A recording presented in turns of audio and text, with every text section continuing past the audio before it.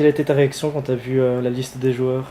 Alors quand j'ai vu la liste des joueurs, j'étais agréablement surprise de voir à quel point cette année-ci la liste était très très forte, puisque nous avons qu'un joueur dans le top 100 mondial et que même Ruben, qui est classé à la 123e place mondiale, ne rentre pas malheureusement directement dans le tableau final.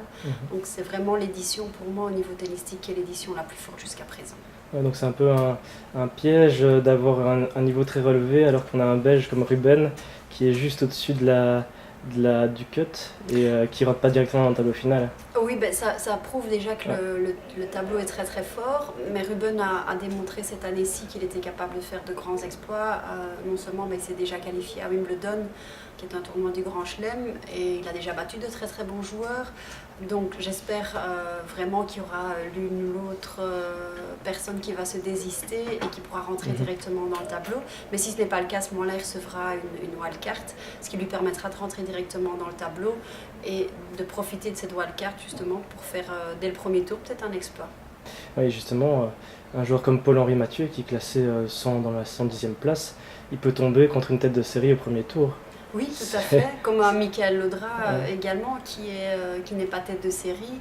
Donc c'est ça, il y a les têtes de série qui sont pour l'instant dans le top 80, mais il y a tous les joueurs qui ne sont juste pas tête de série, qui sont des joueurs qui ont été classés dans les 20 premiers, dans les 30 premiers mondiaux, et qui sont des joueurs très dangereux dès le premier tour, parce que moi je dis toujours, c'est généralement vers le mercredi qu'on commence à voir des matchs qui sont très très forts entre deux joueurs connus. On peut très bien avoir un premier tour le lundi déjà entre deux joueurs super connus, parce que la qualité, comme je dis une nouvelle fois, de non connus dans ce tournoi est exceptionnelle. Et justement, il y a des surprises, on peut s'attendre à une surprise ou l'autre parmi la liste des joueurs qui risquent de se révéler comme ça? Ce que j'espère, c'est que les Belges aillent le plus loin possible et qu'on ait une finale entre deux joueurs belges. Mais c'est vrai que quand on regarde la concurrence internationale, ça ne va pas être évident du tout.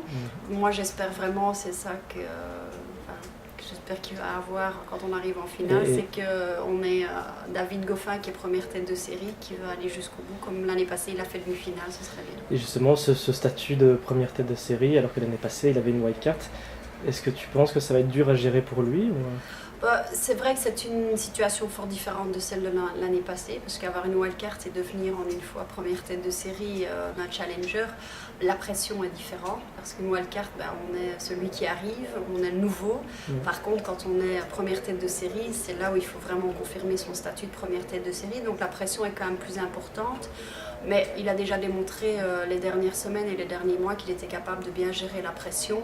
Et c'est vrai que c'est quelqu'un avec énormément de talent, qui ne va pas s'arrêter au top 50. Il est parti pour moi sur un avenir très très prometteur.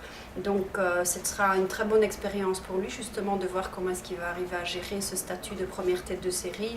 Mais avec le tennis qu'il a, je suis très confiante. Merci.